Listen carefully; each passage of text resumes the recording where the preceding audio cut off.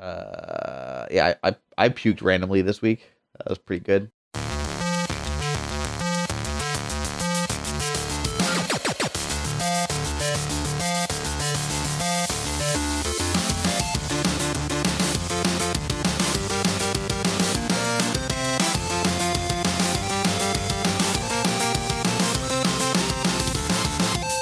Hey, welcome to episode 154 of Front Seat Gamer. I'm Nick. I'm here with Paul. Hey. And Blake.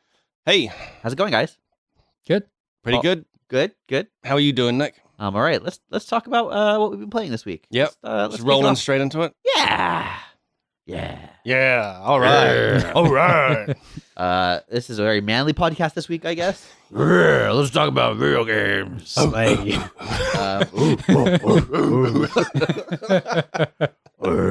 Yep. Paul. How many kids don't get that reference? All of them born after 2000 at least. Probably I feel like that 99 show even. was repeated for a long time. Yeah. Yeah. There's a snake in my boot. Same guy. Really? Wait, no. He was the other one. He was the astronaut. Mr.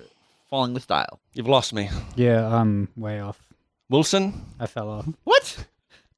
Anyway, I'm saying Buzz Lightyear was Tim the Toolman Taylor. Do you think right. Do you think it's a shock that they didn't get Tim Allen to voice the recent Buzz Lightyear? No.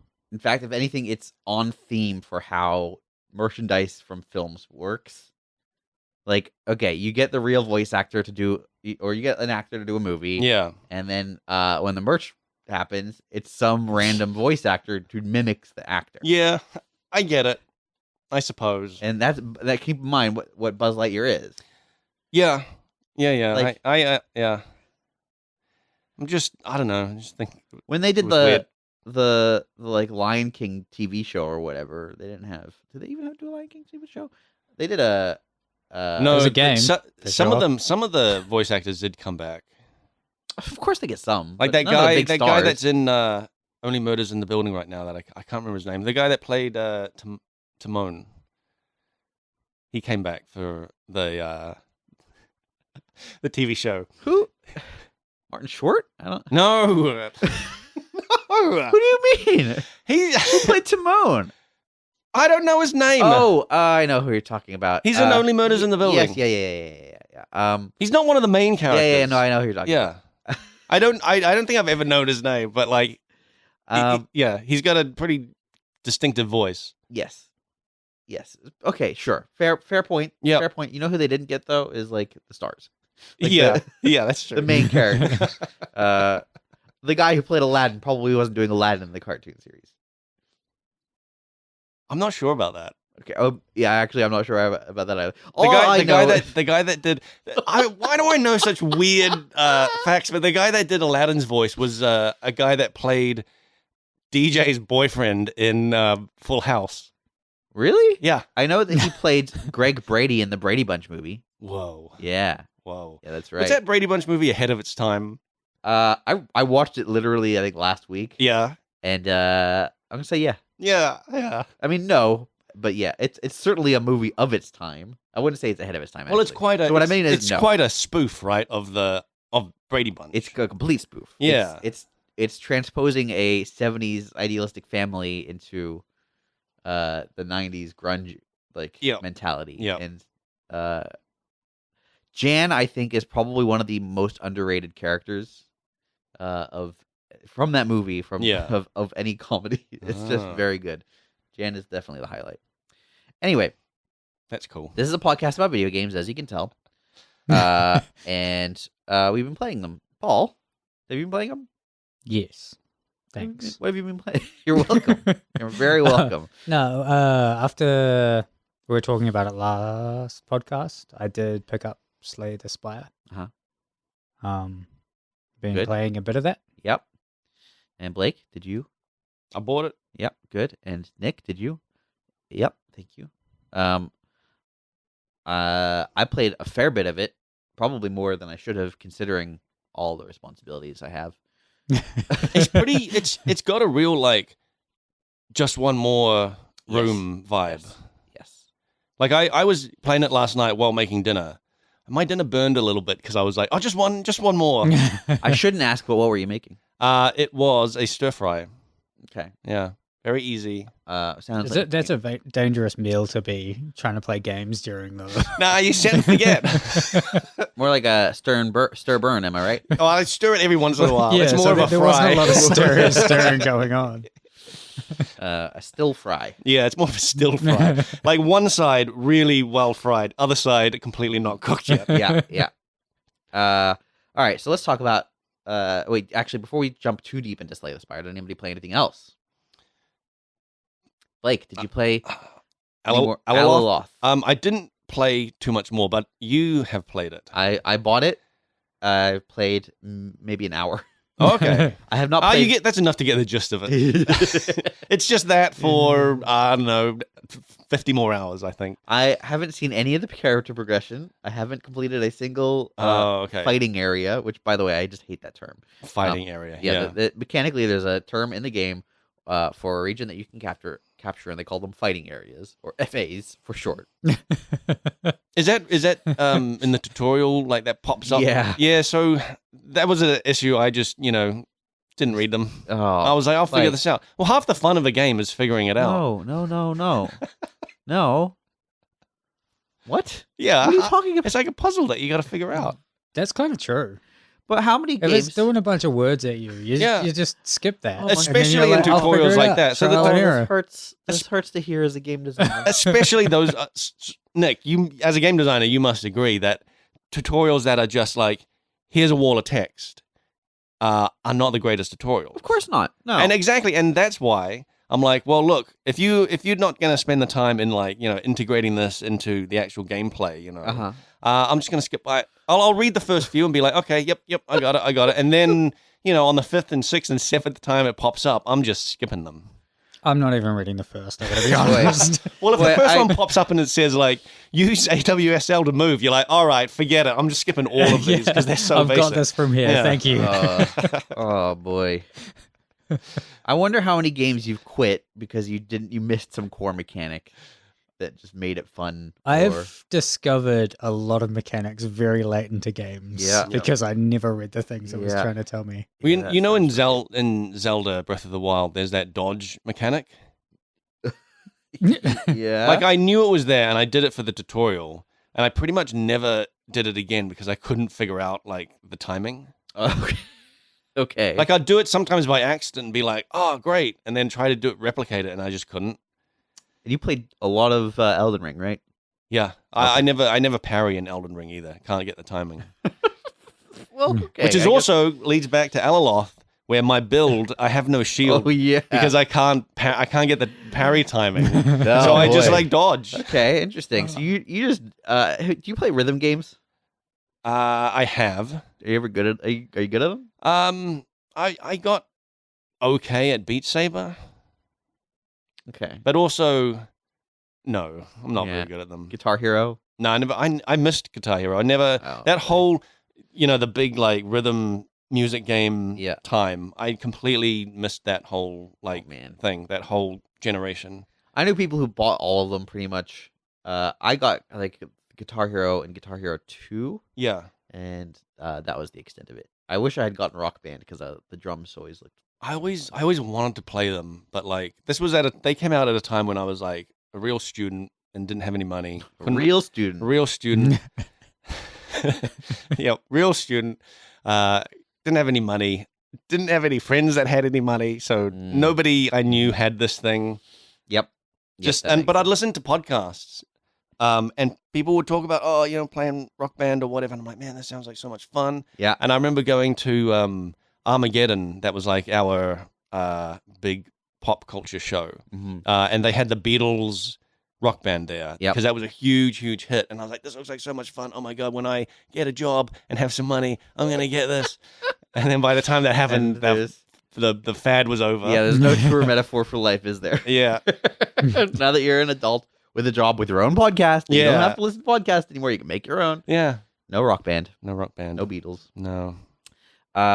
Anyway, the reason I ask is because all of those are basically timing mechanics. Yeah. Um, I've never been particularly great at timing mechanics. Alaloth. I played about an hour, really hard. Yeah. Some weird signaling in terms of like how to like determine what your next task is. Oh yeah. Like, you get quests very early on, pretty much right off the bat. You can get like 6 quests, and you can set quest markers in your like quest tracker thing, and they'll tell you where to go. And sometimes where they'll tell you to go is like a 4 or 5 skull dungeon, and I don't know what those skulls mean, but I think more of them is bad. Yeah. And It's only one way to really find out. Though. Well, that's the thing. That's why I feel that's what's so dangerous about it is because if you go into that dungeon, you're locked into it until you either finish it or die. Yeah. And so, like, to see, I'll see how dangerous it is. Turns out it's very dangerous, and I lose. First time I went into one, I got, like, wrecked on just the first few guys and was like, I'll need to leave. And I walked back to the front door, no way out. No. Like, which is very annoying because the art is a clear open door. Yeah. It doesn't really make any sense, does it? No. The combat is very complex, and I have unlocked 0 skills so far, so it can only assume it gets more complex. Right off the bat. So let me. Did we talk about the combat last time? I tried to talk a lot about it, but didn't really do it. There's a lot of pin discussion about moving around as a pin. Yeah, I talked a lot about the pins. I talked a lot about. I also got really hung up on the lore NPCs that are around, and that was the thing you mostly talked about. Was like, dude, you could talk to people about lore, and they have an icon above their head. And I'm like, you can choose not to. You can choose not to talk to people. Okay, great. As if this is a great That sounds thing. like every game. But I think what I actually liked was just that it told you that this is going to be a lore dump, so you know what you're in for. Instead of like. You know, games where you go and you kind of talk to every person, and you're like, oh no, this is a load of lore I don't care about. We know. We talked about this last week. I just like the only thing we talked about. I just like it signals what you're gonna get. You know, exclamation mark for quests. We got it. Scroll for lore. Oh my god. You know. Oh, now I know. Thank you. Did you I just choose like to talk it, to the Mark. dudes, or did you choose not to? I didn't talk to them. No, Oh. I talked to the quest guys. Anyway. Combat. It's complicated. You could attack light or heavy. Two kinds of attack. Yeah. You can block. If you hold your block button down, you'll just like reduce the damage you take, and eventually they can break your block. Yeah. I forgot to mention as well that there's a stamina meter. Yes. So it's very Dark Soulsy like that. Like you can block and dodge and do all this stuff, and then suddenly like you're not attacking because you've used up all your stamina. So you really gotta watch it. If you tap the block at the right time, I think you can parry. Yep. There's a dodge. You can dodge through attacks. It doesn't really seem to matter what direction you dodge in, as long as you time it right. You'll just kind of avoid the attack. So it's got some iframe mechanic, I think Dark Souls-esque. And then this is where it gets real weird. There's a button for kicking, and kicking is like very low damage, but can break a block. Yeah. If you do it enough times. Yep. And then. There's a throw dagger mechanic. You seem to just have infinite daggers as far as I can tell. Yeah, so it's funny, like the kick and throw daggers are moves that I've forgotten about. Yeah. But it seems like they put a bit of emphasis on it. Yeah. In the tutorial, which maybe you skipped. No, because that was an actual gameplay tutorial. That wasn't just like a wall of text. It's true. And the throw dagger is like so comically low damage. Yeah. It's basically to pull enemies towards you. And they kind of hint at it as like Okay. You can use this to like peel away guys. But when I used it, I hit one guy and then all the other guys came running immediately. Was that in a dungeon you tried that? Yeah. Oh yeah. So that's weird because in the open world when you fight someone and you get teleported to this like fighting area. Yeah, they're already all they just charge at you anyway. Yep. Like you don't need to like pick them off. No. It's purely for a dungeon thing. Yeah, but even then it seems like just pull a bunch of people. It just pulls the full pack. Yeah. So maybe It's later a on shame there's because that's a little bit interesting as a mechanic. Mm. Well, Being able to pull and choose what to aggro. Yeah. My guess is you have maybe areas where there's a couple packs nearby, and using like proximity to try and aggro one is likely to aggro the other. And that's where you want to use your dagger. But I've ended up using. I have an arrow skill that I've used for that exact thing though. So Mm. it, at least in my build, it's completely like useless. The Yep. the throwing dagger thing. Yep, that sounds about right. I tried at first using a keyboard and mouse, even though the game is like, don't do that. Use a controller. I like that it just comes up and be like, use a controller for this. Yeah, and so I swapped to the controller, and it is indeed better. Still, I would say it's still not amazing, Yeah. but it's a lot better. But I think that they could have done a better job on keyboard and mouse. Like they've made some weird decisions in terms of controls for Yeah. keyboard and mouse. Yeah. Can you not rebind anything? You can, but the core problem is there's no cursor. Oh, really? Okay. Yeah, when you I suppose it's, yeah. so it's just navigating menus is an absolute nightmare. Yeah. Because it's all assuming you've got a control stick and shoulder buttons and stuff. Yep. And not assuming you've got a mouse pointer because they don't have a mouse pointer. So, and there's a lot of weird nested menus. Like if you go to a blacksmith, Oh, yes. this is my biggest issue with the game. And like again, I've only played an hour, so you probably kind of get better at navigating these sorts of things. But let's say you go to a blacksmith, you go there, talk to them. There's a prompt to like open up their actual buy menu or whatever. They have a list of items, and then you can buy or sell, I think, on that screen. Yeah. And you can toggle between them with like your shoulder buttons, and then you do a different Trigger. I think it's the trigger Yeah. to swap to a different menu, which is repair or craft, and you have to toggle between them with your shoulder buttons. Okay. So it's like two sets of nested menus Mm. Yep. within two separate menu systems, and it just seems unnecessary. Yeah. That sort of thing is super frustrating too when you have not just nested menus, but sometimes like different controls for exiting different menus and Yep. things. It's super jarring in a way that is It- really off-putting. Yeah. I find. Also, just navigating the inventory is really weird. I found like okay, so you have got these potion slots, and if I want to equip a potion, my instinct was like, okay, I'll just go to my potion inventory. But no, what you have to do is go to the potion slot, Mm. and then even if there's a potion in there, it'll be like examine, I think, and then from there you can swap which potion is equipped. Yeah. It's So quite you're examining the slot in order to And then- change your potion. Not Exactly. examining the potion itself. yes, it's I might be No, there's a misremembering different slightly. button for examining items. Yeah. There you can craft foods, but you can't eat food from the crafted food menu. You have to go to then your item menu Yeah. to eat them.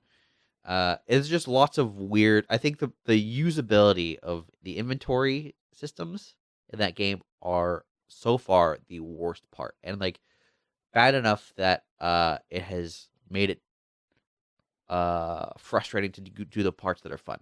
Yep. Mm. So far. Yeah. The quest menu annoys me. Yes, you can only toggle one to track. Is that Yeah, Yep. yeah. And there's also like just something really small where you've got your giant list of quests. Yep. And you see that you just picked up a new one and it's highlighted and it's like down the bottom. Mm. When you click on your quest list, it starts at the top with a highlighted thing with the highlighted text of the quest.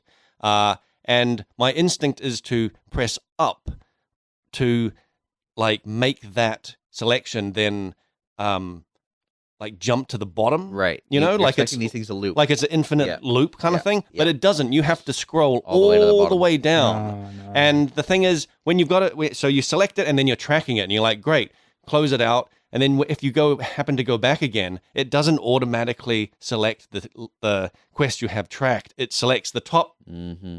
the top one in your list. So you have to, yeah. click all the way down this Yeah. list to go and see the details of the quest that I've- you're tracking. I feel like a surprising amount of games get this sort of thing just way wrong. Yeah. It is the sort of thing that you don't know it's bad until, like, if you're making it or whatever, like you're designing this Yeah. menu system, you don't know it's bad until you see a much better version. Really, Yeah. it's like, Mm. oh, the obvious answer is you have left and right tab to left and right toggles for Mm. one menu, and then left and right toggles for another menu, and then a separate menu to get between these two menu toggles. Yeah. They Um, Yeah, They don't have looping between in your inventory. I think you got 4 or 5 different tabs of stuff, and I don't think you can loop between them either. Like no, your inventory. The only way if you want to go to all the way to the right, you have to tap like Yeah. 5 times. You can't just tap left once. yeah.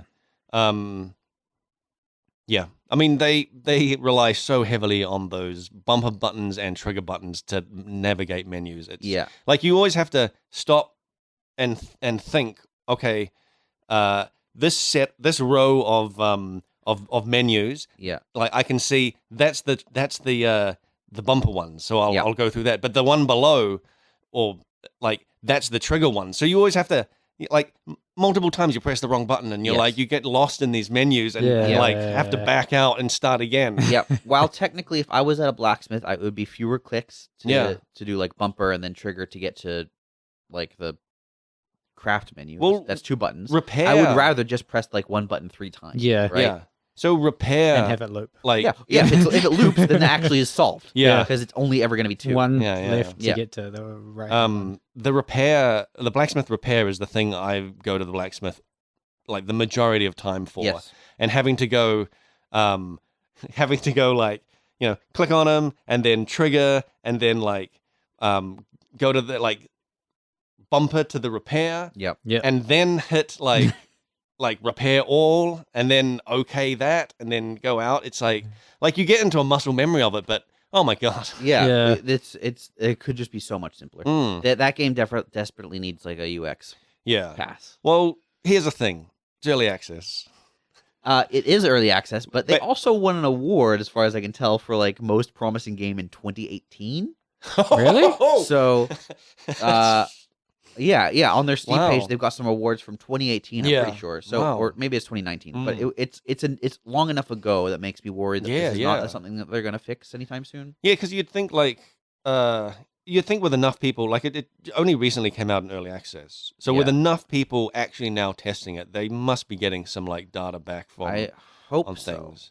Because I think there's some really cool stuff in that game so far. Yeah, yeah. Again, I haven't played much. Like I do just feel like it's not enough playtesting initially, really, like on these sorts of things. Especially the menus. If they're like if you're the developer, Yeah. you've designed this and you've gotten used to You it, and have it some seems obvious to you. yeah. And if you've been doing that for years, it just seems obvious, and Yeah. you can't see through a new player's eyes anymore. Yep. Especially, I think, if you're someone who doesn't play a lot of console games to begin with, it can be really easy to not know what to expect Yeah, the default yeah. behaviors to be. Yep. Yeah. The other thing that I don't like about that game so far is the portrayal of the story. There's what story? Like there's the Alaloth. story. There's not- like a big long cutscene at the start. yeah. Also, the voice acting is like comically bad. See, so that cutscene at the start was something I like mentioned, and how like it's the most stereotypical like bad intro. It reminded me of when I think it was before we launched 3.0 for Path of Exile, which was the 5 Yeah, extra, yeah. 6 extra acts, and there was this trailer that came out of China that was dubbed in English, Oh, and it had like this ridiculous voice acting and script, and there was a line in it that was like, "I eat the beast." Was that the Garena Russia Yeah, one? I think so. Yeah, Oh, I remember that now. And it was ridiculous and silly Yep. and hilarious. Very similar vibes from the Alaloth thing. So if you're into like the hokiest, goofiest, sort Yeah. of like, what are you guys talking about? with like some of the voice acting. Also, just there are certainly some lines where they could have done maybe a different take. Yeah. It's just Yeah. like where like the word is straight up mispronounced. yeah. Like they miss a syllable. Yeah. Anyway, What so- does so like Alaloth? It's. I feel like this is going for like a bigger like Diablo kind of vibe. Yeah, there's a lot You of know, world building Like they're doing, and in fact, some of the world building they're doing is actually cool. Like some of the lore about the dwarves and stuff. When you're Mm. building a character, you have all these options about houses. yeah, that's right. There's all this stuff about the language. I haven't. There's like a lot of thought being put into the world building. It's just the conveying of the core story elements. Yeah. And the voice acting is so goofy and bad. Yeah. Yeah. All that house stuff, I've not seen any real impact on my game, though. Right. Like, the house you Yeah. choose at the start doesn't Doesn't seem to matter. So you also chose a deity, right? Yeah. So there's one that is clearly the best one.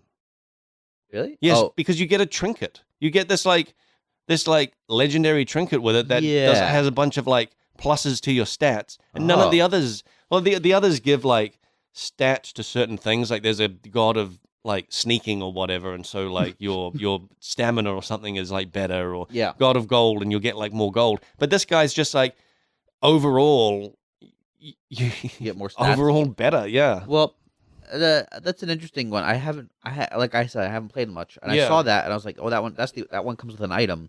Yeah, But as far as I could it's also tell- the only one that comes with an item. Yeah, but as far as I could tell, it also came with some negative stats. I don't think. And my thinking was, okay, the item is probably pretty good, but it's also probably something I'll replace at some point. Yeah, and but then I'll I've just be stuck with the negative stats. I've been playing with it for quite a while, and I don't think I've replaced that yet. Yeah. Because it's orange, right? And the standard item color. Yeah. Orange The is most pretty high delicious up of there. items. Yeah, yeah. If it was a green, I'd be like, nah, get out of here. I don't want a salad. Yeah. I want a fruit salad. No. I want an orange salad. Yeah. I want a bright soda. Yeah. Give me a Fanta. Yeah. Yep. Thank you to our sponsor, Fanta. Yep. All right. Let's talk about Slay the Spire. All right. We've all played it. Whereas Paul's just sitting here going, "Why are they talking about Alaloth?"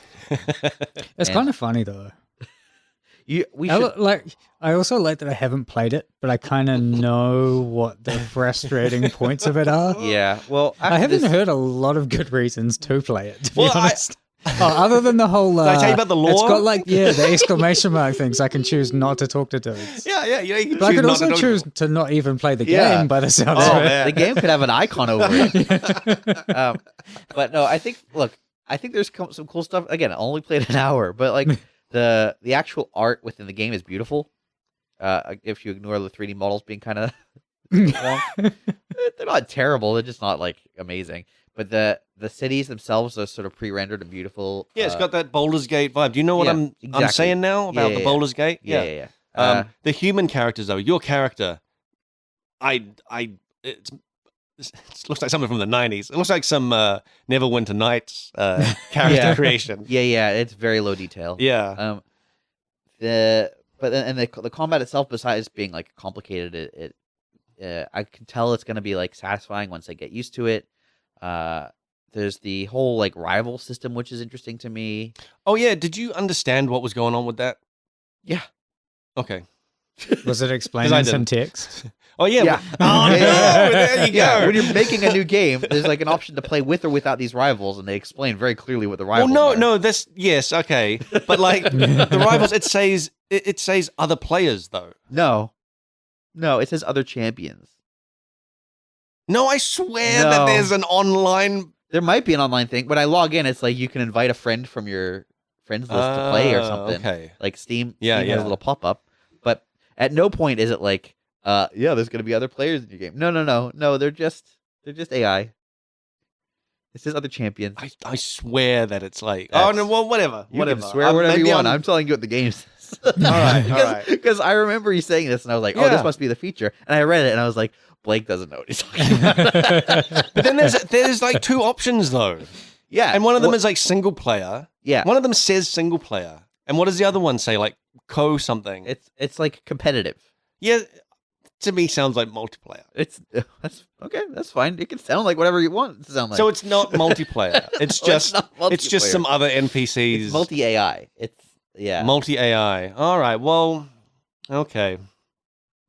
I think they need to add this feature then. How would that even work? Exactly. That's what was my question. It wouldn't I was work. like, I don't understand how this works. It can't work. But it turns so I didn't understand how it worked, but it turns out I just read the thing wrong in the first place. Yeah. Uh, All right. Slay the Spire. Let's talk about. Okay. I'm sure everyone who's listening is like, yeah, guys, it's been out for like 4 years. What are you talking about? But we'll quickly go over what it is. It is a card-based, turn-based choice-based fighting, deck-building roguelike. Yeah. Is that about right? Roguelite, I guess, is technically the term. Yeah, because you do unlock stuff that you can use later. Yeah. And you are the whole concept is you're climbing a spire level by level, and there's sort of a basic map that you navigate. There's a few different kinds of level you can encounter. Your basic monster, a question mark, which is like an event, which can be like monsters, or it can be like choice-based things, or it can even be mini games sometimes. Yep. Mini games. I've not seen any of those. Well, that's because you haven't played enough, Blake. I thought I got pretty far. Blake, how far did you get? I got to the next level, the city.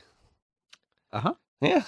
I got like I would say like 4 encounters into that, and then that's probably as far as I've gone. So you got 4 encounters into the second level. Yep. How many levels are there? I mean, there can't be much more. There's technically 4. Oh, so I'm almost halfway. No. Easy. This game's easy. There's 4 different characters. How many characters did you play with? I've only got 3. Okay. I was expecting the next character to be unlocked, but it's yet to be unlocked. Right. Yeah, probably because you haven't played enough. I'm just teasing Blake because it's very easy, really. I was having a great time with it. That's great. Tell me what did you play? I ended up playing the electric guy. Yeah, that guy. I think he's called the Defect. Is that right? Yeah, I think so. I mean, he was the latest one I've unlocked. Mr. Orby. Yep. Yep. Yeah, I just like his whole like orb mechanic thing where he just does damage at the end of his turn guaranteed. Yeah. I feel like almost guaranteed. I played, he was definitely the most fun in terms of like you actually felt like you were doing a bunch of stuff. Yeah. The orbs. And I actually got into like quite a good kind of good like I guess synergy is from the cards that I was picking. Yeah. You must love this because it's got the whole drafting thing as you go. Yeah. I do like it. I do like it a lot. Yeah. Yeah, so I've played it a lot. I think I've only got like 1 unlock left for most of the characters. So I think each character has about 5. Yep. And they get progressively more difficult to unlock. For those who I don't know if I should spoil anything. Because Blake hasn't even reached the 3rd area. I'm almost there. Let alone the I'm boss. basically there. I pretty much finished this game. Paul, how truthful do you rate that statement? Yes. That's more generous than I would have. It's my truth. Yeah. It's true to me. So you've been playing have you unlocked all the characters, Paul? I have. I've unlocked all of them, although I haven't actually played the last one yet. Okay, interesting. Yeah, the last one. Well, why don't we talk about the 4 characters? There's the first guy is basically sort of like your sword and board warrior. Yep. He's all about basically attacks and shield Blocks. and blocking. And that's more or less it. He's got some interesting power synergies that he can do. It feels like it's really just strength scaling. Strength scaling is definitely a really good strategy. One of the most successful runs I think I had was a self damage run. Oh wow! Where so there's a mechanic in the game where I think they're called relics. Yep. And they're just like permanent modifiers to your character. And one of them is whenever you play a power, which is a card type, a different card that cost is reduced to 0. And I really, really like powers because powers tend to be permanent buffs. Yeah. And the warrior type character has a power that is like at the start of your turn, you deal a damage, or maybe it's the end of your turn, but you deal a damage to yourself and you can draw an extra card. Then he has another one that's like at the end, you deal a damage and you to yourself and you deal 5 damage to everything else. Mm. And there's another one where it's like every time a card deals you damage, you gain a strength. Yeah. And that combination is great. Mm. There's also one that is like your block doesn't go away at the end of your turn. Wow, that's a big one. So you can do lots of things to like accumulate block. You take a little bit of damage from your health, just because of those cards, but your strength goes up crazy fast, and then you can just wipe everything out off the board. Mm. That's a pretty powerful combination. But I do like, in general, the number of kind of interesting permutations you get, even with that sort of quite basic, boring character. So that's your basic character. You've got the next one's I think called the Shadow. No, the Silencer. The Silencer. Yeah, that silent one. Poison necro kind of looking dude. Yeah, it's a rogue basically. Yeah. It's a rogue archetype. I only played that one once. Yeah, me too. I struggled with that guy. I played him the first time I played him. I ended up beating, I think, the full run. Oh wow. He's a really tough one. He's like sort of the flimsiest of all the characters, as far as I can tell. He has like the least capacity to generate block reliably, and a lot of his powers aren't that strong, but some of them are insane. And he has ridiculous card draw, and he has the capacity to generate ridiculous numbers of cards. And poison as a mechanic can be really strong, but because it's like an overtime mechanic, you have to be able to generate a little block to really get value out of it. Yeah, I was seeing a lot of like discard cards as well. Yeah, and cards that get buffed based on how many are discarded. Right. So, like, I can see that there's a way to build your deck where like discarding cards is like the main way you're doing damage or whatever. Yeah, there are some quite interesting archetypes for each of these classes. Hang on, I'm about to sneeze. Oh, here we go. good luck. That's unsatisfying, isn't it? When you try to sneeze and then you don't. It ran away from me. Oh no, it's gonna come out mid-sentence now. It was even disappointing to watch because like we had all the anticipation. Yeah, sorry guys, I really let you down. So this character, a few archetypes. There's this discard mechanic, which is quite cool. There's some cards where it's like if you discard this, you get a bonus. Yeah, I don't like those cards. Really? I mean, from a design standpoint, they're great. Yeah. But from a gameplay standpoint, they're so unreliable. Yep.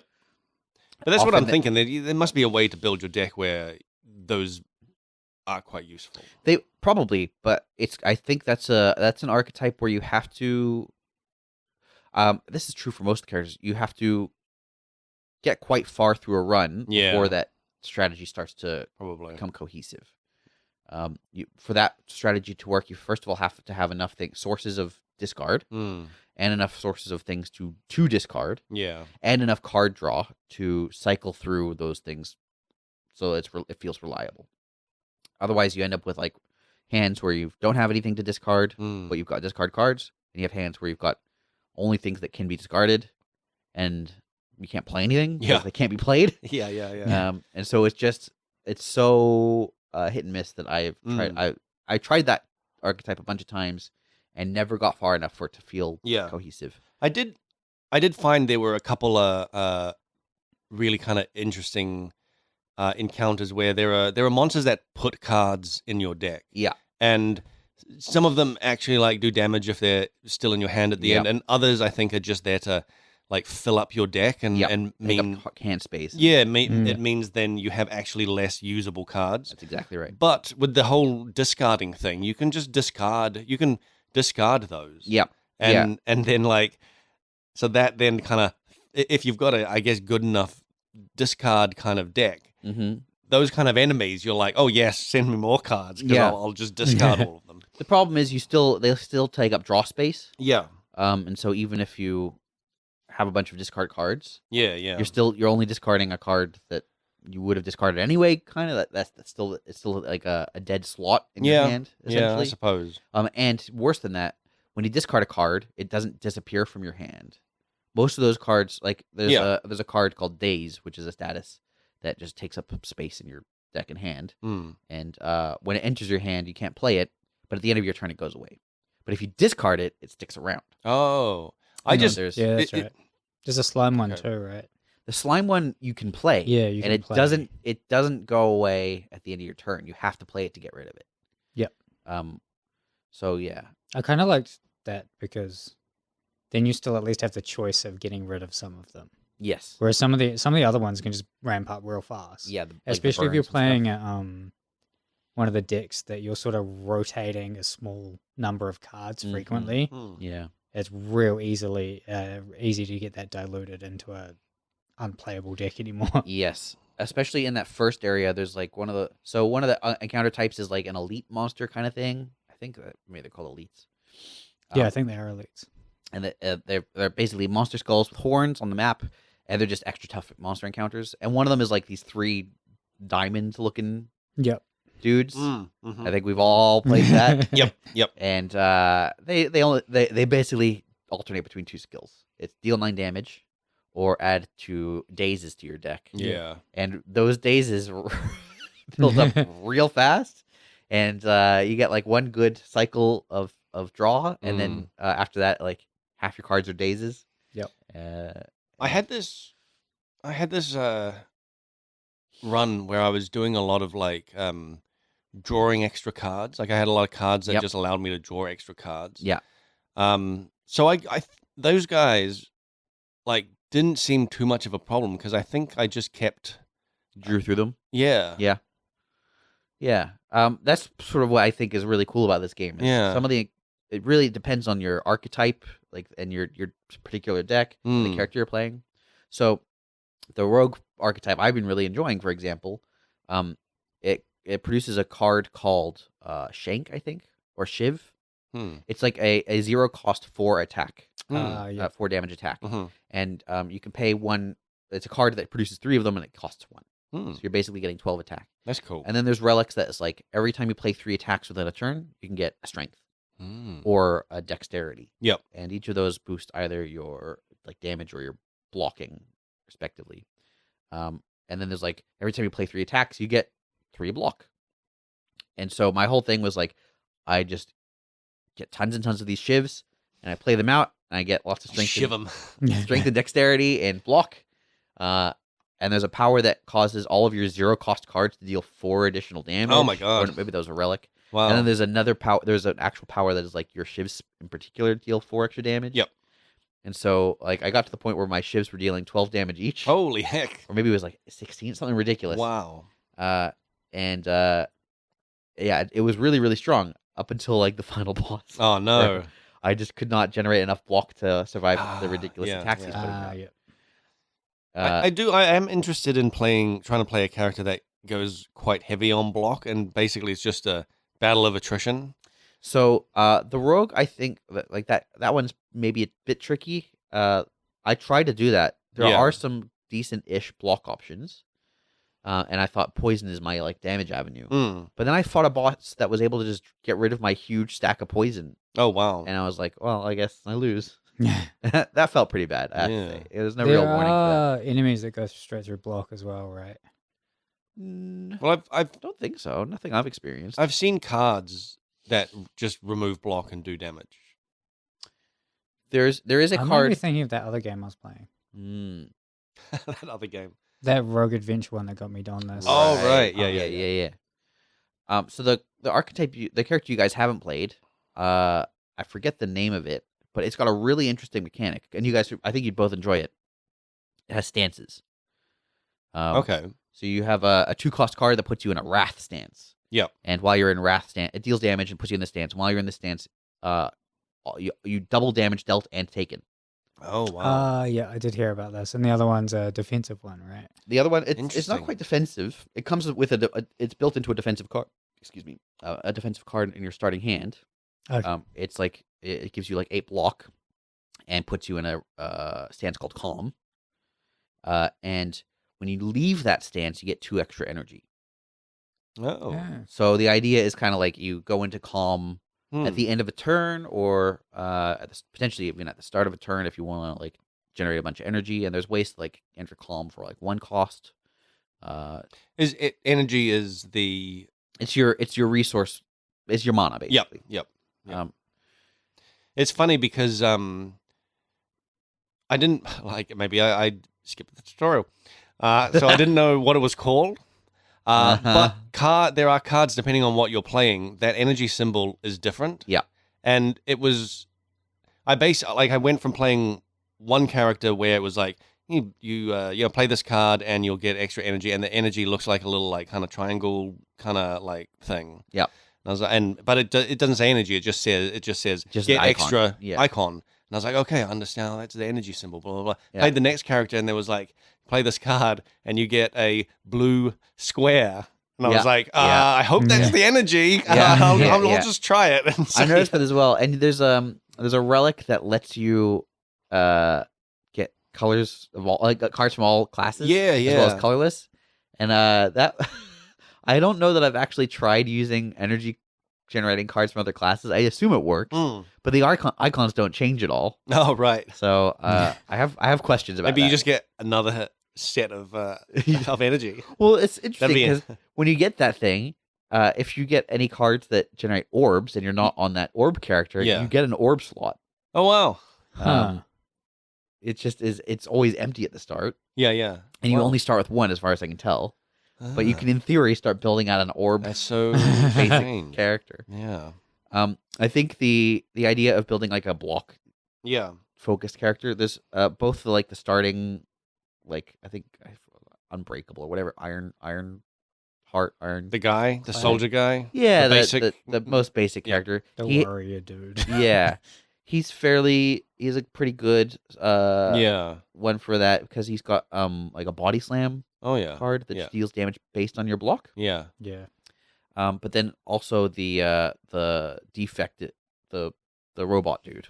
Yeah. That's where I stumbled into this. Yeah. Where I realized I was like, damn, I can just like stack tons of the orbs, cheap block. Because I just ended up with like cards that gave me block that were like some of them I'd managed to get to 0 cost. Nice. So I was just guaranteed like a level of block. Yeah. Yeah, because there's the innate cards on that character where it's just like, and so it's usually at the start of the game it starts in your hand. Yeah. And you just get like 12 free block or something. Yeah, and it's great. It's like every combat you just those that fight that we were mentioning with the 3 diamond shaped dudes. Yep. I was getting like 20 something block easily and still damaging them. Yeah. And I was like, seems like a pretty cool way to play. Yeah, he is fun. And it is a good strategy. There's a stat called Focus, which increases the damage of those orbs. Oh yeah, like permanently. Whoa. That's right. At least within a combat. Yeah, so you can just stack up that focus, and then that's cool. Because there's also orbs that generate armor. Yeah, that generates more armor. Oh, so you can just get a bunch of orbs, get a bunch of focus, and just sort of wait it out. Basically, it's not a terrible strategy. There's the expand the number of orb slots, and then there's consume or something as well, which reduces the number of slots. But gives you a focus. Yeah. I've stayed away from consume because the consume cards, they re-enter your deck. But the additional orb slot cards don't. So you'll cap out your orbs basically based on the number of orb generating or slot generating cards, and then you'll never run out of consume. So you can get to a point where you only have like one orb and crazy high focus. Yeah, the focus I think at that point is so high that it isn't going to matter so much. Yeah, I guess it really is a question of how quickly you want to fight, because then it's really against the high health bosses where this becomes problematic. So one of the other things though is that the card that increases your number of slots is a power, right? That's right. And there's the relic that can give you a free random power card at the start of every turn. That's so right. You can there effectively end up with an infinite supply of focus. Is it a free power at the start of your turn or at the start of combat? It's the start of your it's the start of your turn. That card, relic is insane. Is it a different power that gives you a power at the start of your turn? Oh, I think it might be. Anyway, I know what you're talking about. Yeah, and there is that. Yeah, a power based build for that character is really, really fun. Power based builds are usually what I gravitate towards anyway. Yeah. One thing I did notice about this game. So there's a few different kinds of progression within a run. You've got your relics, which you get from those like elite encounters, from boss encounters, from chests, and from events. And those are those things that are like permanently on your character, like little objects. And then you've got the capacity to like add or remove cards from your deck, which is sort of a general power creep over the course of a run because you're losing your low power cards and getting high power cards in theory, and cards that are more suitable for your archetype. Yeah. And then there's the third one, which is upgrading cards. Mm. And upgrading cards is interesting because usually it's just like, here's more damage and here's more armor, right? Sometimes they cost 0. Yes, sometimes they lower the cost. Yeah. But then sometimes it's like innate. Yeah. And or it changes like some fundamental stat on it, like you get extra strength or it deals an extra weak, or like an extra status, basically. Yeah. And those are where the build defining upgrades seem to live, and it's kind of it's pretty opaque. It's also annoying having to hover over every single card to Yes. check what its upgrade's going to do. Yeah, Especially on phone. You yeah. got to like tap Oh, each right. thing. Yeah. In fact, the UI is probably my biggest criticism of this game in general. You are the actual buttons for like interacting with dialogue are so small, and the buttons for using potions, Oh, yeah. the potion buttons are virtually impossible to use properly. You mean clicking on the actual potions? Yeah, Yeah, with your finger on a phone. Yeah, It's like because they it's are quite small. But then when you click on them, it's very big text. yes. But the actual, But the actual initial icon is click tiny. it's tiny. It's Yeah, like- you're right. It is. It's so hard to use them. Yeah. I've and also you just using the right cards. I've accidentally used the wrong fat-fingered it. card multiple times. Or the Oh, wrong right. enemy. Yeah. For a while at the start, I kept trying to just tap the card, then tap the enemy, but like it seems to be a lot better to drag it. Yep. And if you just do the tap thing, things can just go wrong. If you... Yeah. But because they support the tap thing, I've ended up using the wrong card when I'm trying to drag. Yep.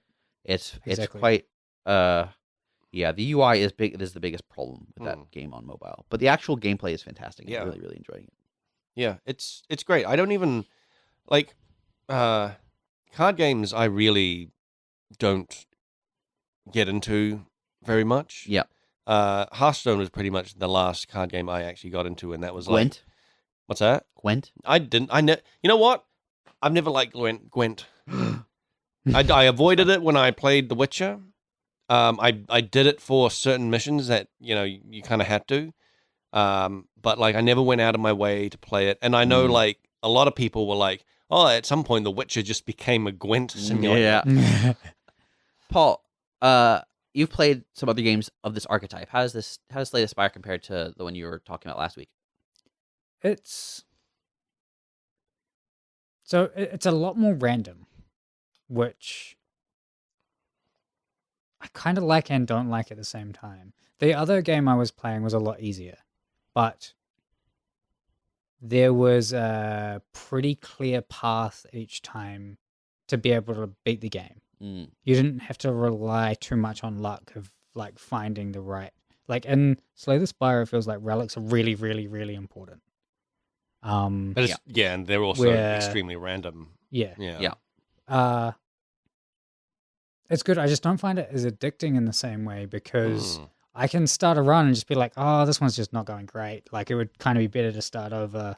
Maybe I should start over. Maybe I should put my phone down. I'd like it, but you like some more consistency. I'd like just a little bit more. Like I'd like to be able to start a run and have each run be potentially successful Right. within roughly the same margins. Interesting. Where they're very much not. I've had some runs where you just start out and you just get OP like early. Yeah. And other runs where you just see nothing good for quite a while. Yeah, that's true. I'm liking it. It's quite a good. I quite like it. I like it. I don't know that I like it more than that other one I was playing. What's the other one you're playing? If you like that one more, maybe But I'll the give other that one's a go. easier, as well. and it's kind of like it's like the light version of it. Yeah. What was it But called? Rogue Adventure. Rogue Adventure. Okay. It's I'm like, way more basic. There's way more you can do, and you just kind of just keep. But like how you play each run is important. You can't just cheese your way through it. You'll just straight up lose. yeah. But each run, you can probably beat it. And it has increasing difficulties as you go and stuff. It gets reasonably harder. But like I know objectively it's a worse game. Like the gameplay is more your style, I suppose, or like gels with you better. I think so. Yeah. Even if it's not as polished. Yeah. It's just not as complex Yeah. in good and bad ways. Slay the Like Spire, Slay though. the Spire, I do think is like legitimately a better game. Yeah. But you're like, this game that like is just scratching an itch that Slay the Spire doesn't. Yeah, kind of. Yeah, And it's the one where almost I'm just does. like, Yeah. I can just open it and I can just go and I don't need to I don't feel like I'll be wasting my time Right. because each one's going to be moderately successful. But so much of the success of a Slay the Spire run is I find the paths that you take. Yeah. So does this other game have something like that, or is it always the same? Yeah, no, it really does. Okay. It's like it is very much like a copy of the game done simpler. Interesting. Okay. Well, so we were talking about the potions, right? I've Yeah. never used one. Like I'm constantly I'm having a problem with them where it's that whole like I'll save this until I really need it, Yeah. and then you never use it. Yeah. So I'm There's getting some that like problem. relics that give you extra bonuses when you use potions and stuff as well. The relics too, like I think it's very easy to lose track of actually what's happening, because you can end up with so many relics and An absurd amount. and you can just forget. You can easily just forget what most of them are doing. So Yeah. I had to like during rounds, I'd have to be like, okay, what are these relics doing, and like hover over each one. Yeah. And even then, I'm like, oh, okay, it doesn't really seem to affect how I'm playing, though. Like, I'm just going to keep playing the way I'm playing. Like, Yeah, but then some of them are really important, and you're going to get double damage if you play one more card, but you don't know that it's just one more card until yeah. you got to pay attention to all the little icons, and because some of them have counters, and some of them are important, a lot of them aren't. Yeah, because I did have ones that were like every fourth attack or something does double damage or something like that. And that would proc a couple of times, and I'm like, oh yeah, I've got that. I had one that was giving me energy on every like some number of cards. Yeah. And I kept forgetting to pay attention to it and just not playing like in the turn. I just have a bunch of energy, and I was like, oh, I could have done this so much smarter if I was just looking at this little icon in the top left. Actually, this is pretty interesting that like the relics, they kind of reminded me of the uniques in Path of Exile. Yeah, except you can have like 40 of them at once. Except you can have tons of them. It's probably more than that. But like you can get like a particular relic and be like, I'm building my deck around this. Yeah, the thing that this procs, the bonuses this does, just like the uniques in PoE. Yeah, it's quite cool. But then the potions never used. You've never used it. I've never used them. So okay, because I'm in that mindset of like I'll save these for when I really need them, and then never need them. The Skyrim mindset. Yes, it's a Skyrim mindset where you end up with like 10,000 dragon bones. Yeah. You can't drink the dragon bones, Blake. No, but you're like you collect them and go, I'll need these. These are dragon bones. The dragon bones you actually will need to craft things. Yeah, but not. It's also rockets in the original Resident Evil, right? I never played the original Resident Evil. Rockets. You get like one every so often. Okay, for your like rocket strong launcher. weapon or something. Yeah. Mm-hmm. Yeah. This is a problem with a lot of games, but because they give you limited slots, I think it's a pretty good signal that you should use them. Yeah, I need to just start using them. We were just saying that like there's been encounters that we've both had where potions would saved us, And you forgot to use them. and we just didn't. Yeah, just forgot to use them. Yeah, that was the thing that got me using them in the first place. Is just losing runs and then looking up. Yeah, and being like, if only there's something I could do. Yeah. Oh, there's 3 potions. Yeah, it's like, oh, this would have given me 50 extra block. This would have given, I would have dealt about 40 extra damage, and this straight up heals me. Okay, well, oh well. But I might the next run really need them later. Yeah, they give them to you often enough that I got into the habit of using them just when I needed them. I basically save them for the elite encounters and the boss. Yeah, I think that's a good idea. And also, like, I'm pretty apprehensive about taking damage in encounters. The exception being the boss encounter. Yeah. Where if you can rush down the boss before you die, you get healed. So. Yep. Just thinking as well, I was thinking of have it like this build where you're heavy on block. Mm-hmm. Like that has a like extra bonus thing where when you get to a campfire, you don't need to rest because you've not lost any life. So you can just all those campfires that you stop at, you can just use to upgrade your gear. Yep. Like, or you can skip them and do a different thing. Like, or oftentimes it's a campfire or an elite. Oh, yeah. So my strategy in runs has been to go whichever path is going to get me into the most elite encounters. Right. Because the most elite Yeah. encounters means the most relics. Yeah.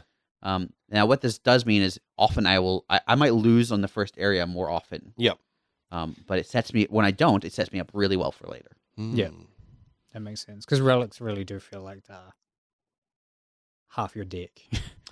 Yeah, they just can have such a huge effect Mm. on how your build ends up working. Like, Yep. talking about that like shiv heavy run where Mhm. I'm just spamming tons of shivs. I had a run where I had basically no things that generated from number of attacks. So like I could play tons and tons of shivs and I would get no like passive bonuses. Whereas I had runs where I would get like dexterity and strength. Yeah. Mm. And the difference between those two runs was night and day. Like Mm. it really does make a difference. The thing you raised about it being a bit inconsistent because there's so many random elements, it's a very fair point. And I guess part of what I'm trying to do when I play is be adaptable to what I get early on. Yeah. I often will go in with a strategy, and that's when I tend to lose hardest. Yeah. It's really about what you find and how you build around that, right? Exactly. I don't know yet if there's any sort of underlying system about what it gives you or what it offers you. Like if it's detecting what cards you've taken and then offering you things that will synergize with it. Mm. There's also this weird thing I often see in these sorts of games where every floor or whatever has like a row of chests. You know, there's like one floor where no matter which path you've taken, you're gonna get You're a gonna chest. get a chest, yeah. And I wish I knew, and there's no really a way to know, but I just don't know if all those chests will always reward the same thing, or if there's actually some underlying thing where it's like, I mean, I bet they are different. I'm sure it's just random though, right? yeah, I guess Because it doesn't I actually mean, matter. you can have starting branches that are exactly the same and converge together into the same thing, and Yes. I bet those really are just random and Yeah. not the same starting mob or whatever. Yeah, probably. Yeah, I'm definitely gonna play more of it. I don't know if you guys want spoilers. Yeah. All right. I don't mind. I'm fine. Okay, so once you beat it, you get like it takes you to a screen at the end of the credits with like 3 triangle looking things or like Oh. arrows. And as far as I can tell, it's like beat the game with these 3 characters. So once you unlock this thing, the next time you do a run with any of the characters, as far as I can tell, is you'll have opportunities to collect these jewels, like these 3 jewels, basically. Yeah. And it's always at a cost. So like the first time you go to a rest site, it's either rest or forge or take a jewel. So you have to interesting. forego one of those things to Huh. take the jewel. Mm. And then the next time you go to the first chest you encounter is like, do you want the trinket or the jewel? You can't get both. Mm. Yep. And then you'll also get an elite that is like specially powered up. It's like one of the basic fights, but it's got a modifier on it. It'll have like 20% more health, or it'll have like regen built into it. Yeah. Or it'll start with a bunch of strength. And if you beat it, you get all the stuff. You get all the normal things plus a jewel. Mm. So it kind of will help you determine your initial path, at least, because you have a focal point. It's only one of the elite encounters that has this like flaming emblem on it. Mm. So you kind of have to take the path that passes through there to get this like key, basically. And once you get the key, when you beat the 3rd floor, you get a secret 4th floor. Right. And it's very short as far as I can tell. I've never beaten it. Oh, okay. I've only gotten to the boss twice, Oh wow. and the boss is really hard. Whoa. I still haven't quite technically beaten the game, but I'm Is- really enjoying it. Is the boss for each level set? Oh. No, there's a range of different bosses. Yeah. It feels like the first one has like 3 or something that it rotates. There's like a slime, and then there's like a big jewel ghost thing, Hmm. and then there's like a robot guy who seems to tuck into a shell. Yeah. I think those are the 3. Yeah. Yeah. Yeah, because I thought. Yeah, I was wondering, and I also wondered if it was like character based as well. Because first time I got there with I think it was that first character that the soldier guy. Mhm.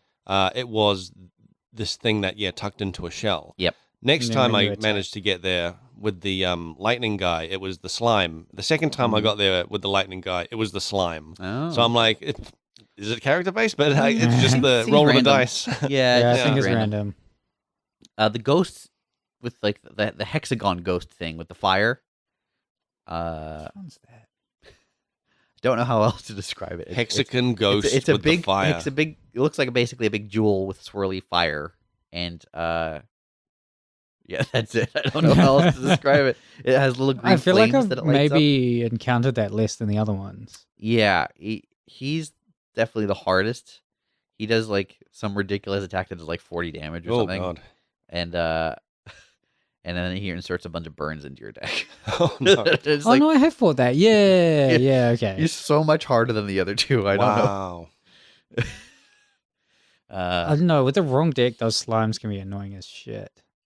But the thing about the slime is when you get it below 50 health, or Yeah. 50% health, it splits, Yeah. guaranteed, and it will interrupt its attacks.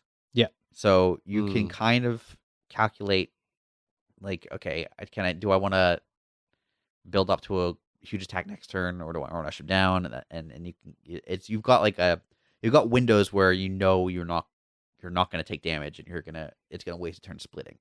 Yeah. But it will split regardless of how much health it has left, which can be somewhat annoying. Really? So once it's under 50%. Oh yes. If you get it to like 5 health, Yeah. it'll still split into 2 things with half health. Perfect. I always wonder if No, it you... splits into 2 things with 5 health. Does it? Yeah. Does it? I thought they both had full health. Not when I play. Maybe I just wasn't paying proper Because attention. I've but definitely gotten the slime down, pretty far past halfway, and then it split into 2 slimes, and they were both at full health. No, they'll have their full health, Yeah. but their full health is equal to the amount of health that the original slime had remaining. Oh, is it? Yeah, so Interesting. if I you- just missaw that or something. Yeah, if you get it down to like 90 health or whatever, you'll have 2 90 health slimes. Yeah. And if you get one of those down to 45, it'll split into 2 45. Oh, health cool. I slimes. have like this strong recollection of being disappointed that I'd healed the thing. And I guess I was just wrong. Well, the bar will still look the same. Yeah, the bar- I think it's still that's the what. bar's full. Yeah. Like if there was 2 slimes and their bar was like, 5% full each, then you'd probably feel like, I've damaged them. But it's just showing a full bar, even Yeah. if it's like Yeah. five health. I've yet to beat the slime in one like pass, like before it splits, but I've beaten it before it splits again. Oh wow. So like I've had it so it splits into like 2 10 health slimes and Yeah. just wipe them out. That's good. I do like that that's a thing. Like Yeah. it's fairly the systems are fairly robust in that game. It supports lots of different gameplay styles, which is cool. Mm. Yeah. And then there's also what I like. They've got a lot of monster designs that will counter certain builds and be easy for others, which is exactly Yeah. what you want. Mm. Like You there's can get screwed by that sometimes, though. If an enemy does properly counter you. yes, but I think that's necessary so that you don't have one all powered build. Like you need to have. It's saying like your build can't just be one thing, because you need to have some fail-safe built in, because there's always a chance you'll encounter this.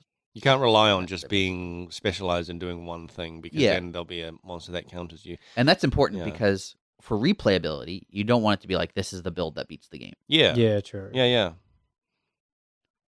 But Mm. there's a lot of times when that build will beat the game unless you hit this one monster that counters it. Yeah. But yeah. in my experience, I've hit most of the monsters in the game in a single run. As in, like, the monster, there's a decent monster variety, but not so much that, like, I don't see one or several monsters completely in a run.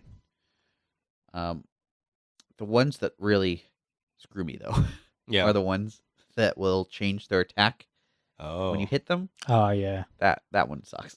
I just ignore that, I just hit them as many times. I'm like, whatever happens, yeah. Yeah, there's a real gambling element to it. It's like, Yeah. oh, it's only gonna deal 10 damage, and I can definitely absorb that. But I've got this attack left, and I can deal like 14 damage with it.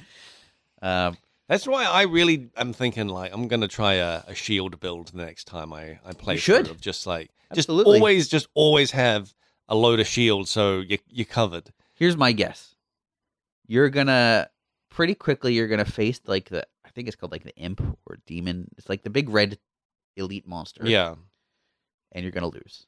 Is he just melts through shields? He doesn't. He gains a strength whenever you play a skill card. That's right. And almost all of the blocks. Oh no. A Block skill generators. card. Yeah, skills. yeah. So he gains 2 strength. Yep. And That's tough. and you're not going to be able to out DPS him because you're just so. But that's focused on block. great. Exactly. Yeah. Exactly. Yeah. But he's also the only thing in the game you'll have a problem with. Yeah, yeah. Potentially. Oh, there's some that like,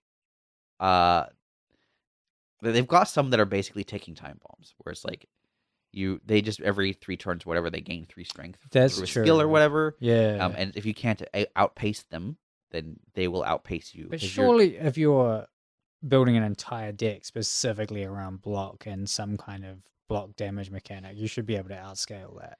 if you're playing like the like warrior type, Hmm. yeah, you could probably pull it off. But if I suspect Blake's gonna play the robot dude. Yeah. Yeah, and I don't know that you'd be able to outpace that. We'll see. I actually We'll had see.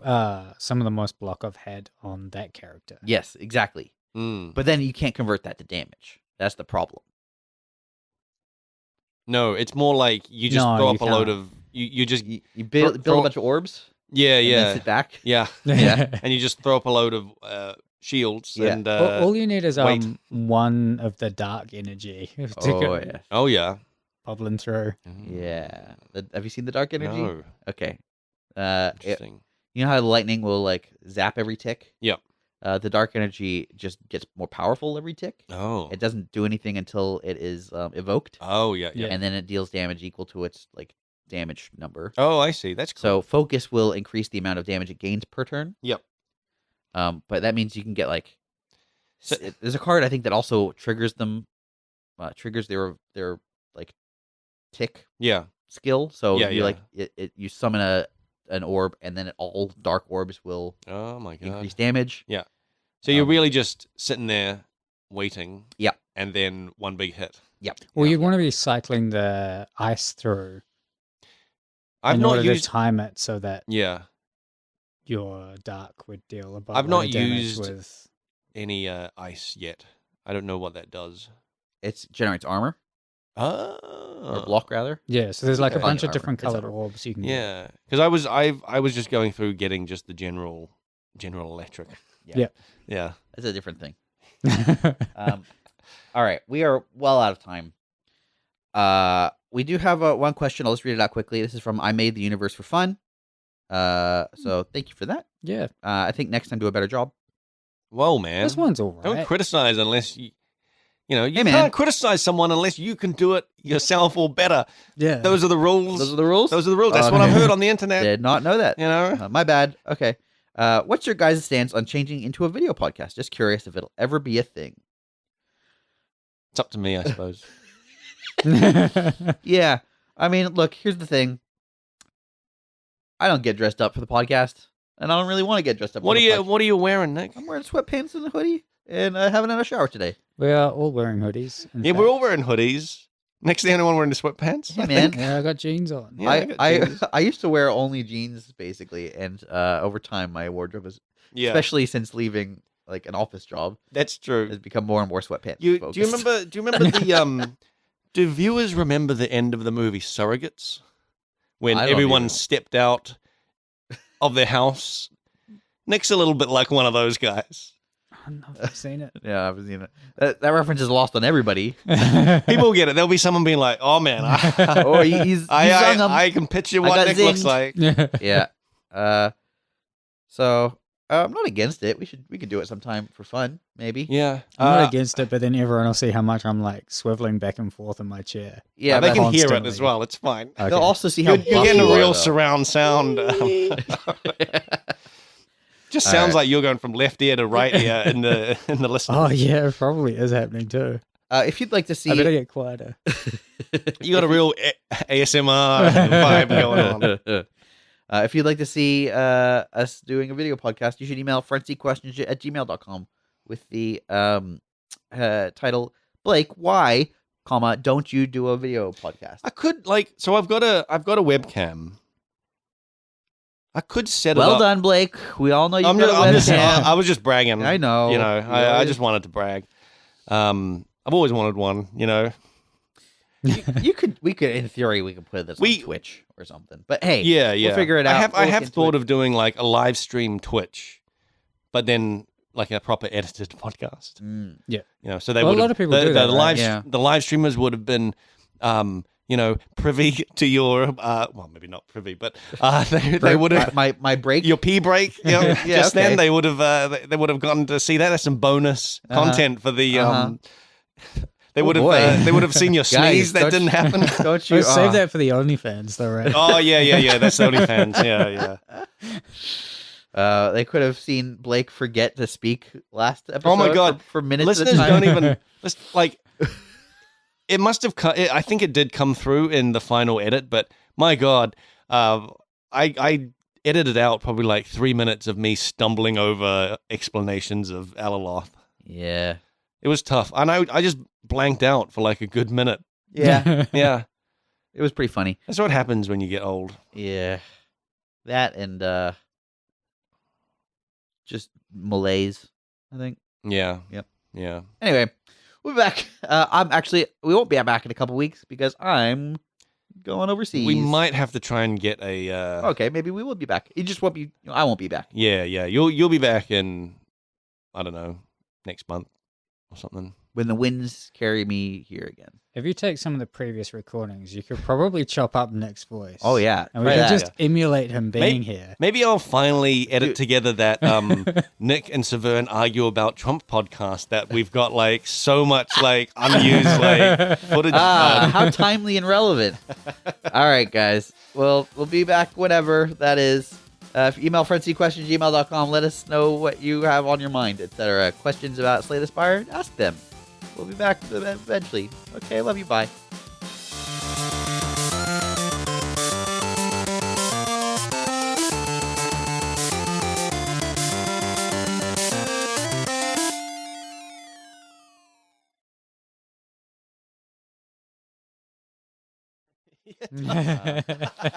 Triple H FM. There was a radio station in Sydney called Triple H. Oh, really?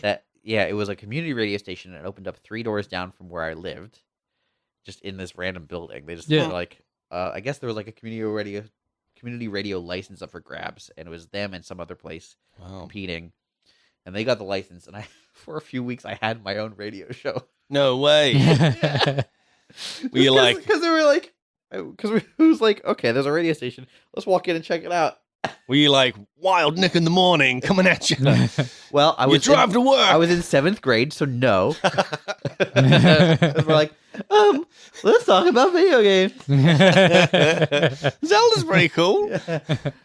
How about that Mario?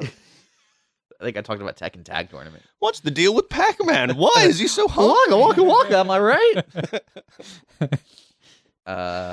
Anyway, I want to show off who my last 2 Facebook friend recommendations were. Oh my god, they're famous people, aren't they?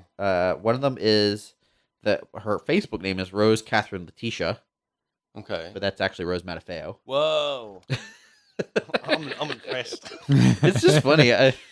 I'm like, I think it's cool. I'm very celebrity adjacent. Yeah, you're like right there. Yeah. You could just like take one step and then you're there. Yeah, you're in that celebrity. It's a very difficult step when I'm not really equipped for. That's just like Anyway. You're there. You're knocking on the door. Yeah, you're outside the party waiting. Yeah, looking through the window. I'm breathing heavily behind their shoulders. Yeah.